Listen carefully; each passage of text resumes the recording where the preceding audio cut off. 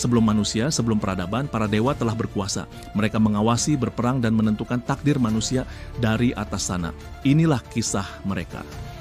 Di pusat mitologi Yunani terdapat 12 dewa Olympus, makhluk abadi yang mengendalikan setiap aspek kehidupan, dari langit hingga lautan, dari cinta hingga peperangan. Mereka tinggal di Gunung Olympus, tempat suci yang tak tersentuh oleh waktu. Setiap dewa dan dewi memiliki wilayah kekuasaannya sendiri, dan kehendak mereka tidak bisa diganggu-gugat. Zeus, sang raja para dewa, menguasai langit dan petir.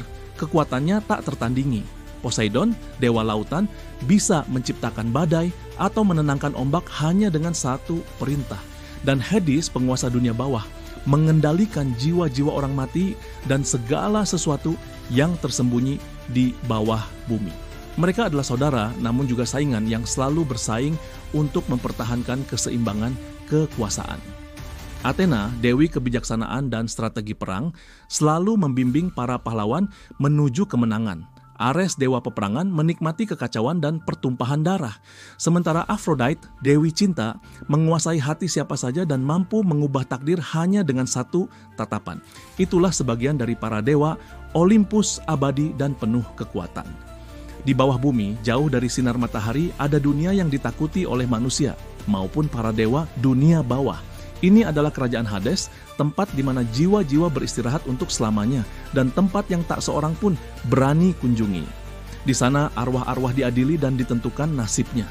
Mereka yang jahat dihukum di Tartarus, tempat penuh siksaan. Mereka yang baik akan menikmati kedamaian di Elysium, dan di sudut-sudut tergelap dunia bawah tersembunyi makhluk-makhluk mengerikan yang tak terbayangkan. Hades menguasai semuanya, bukan dengan kejam, tapi dengan aturan yang tegas.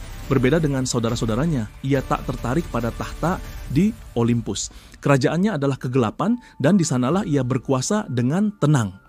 Namun, para dewa juga punya kelemahan. Cinta, cemburu, dan dendam, semua itu memicu konflik yang sama hebatnya dengan perang di dunia manusia.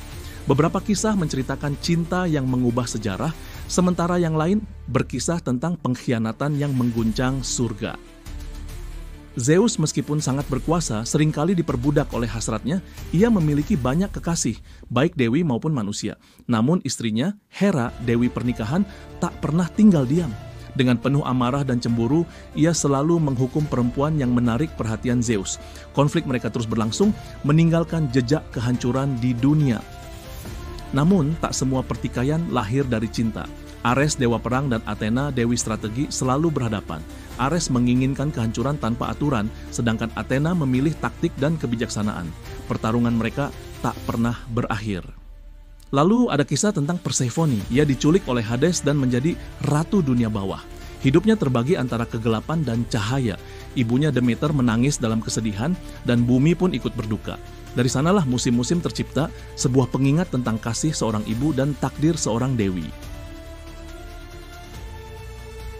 Para dewa bukan sekadar legenda, mereka adalah penguasa, pejuang, pencinta, dan juga pengkhianat. Kisah mereka telah bertahan selama ribuan tahun, terus diceritakan dari generasi ke generasi. Ini adalah masa kejayaan mereka, ini adalah warisan mereka.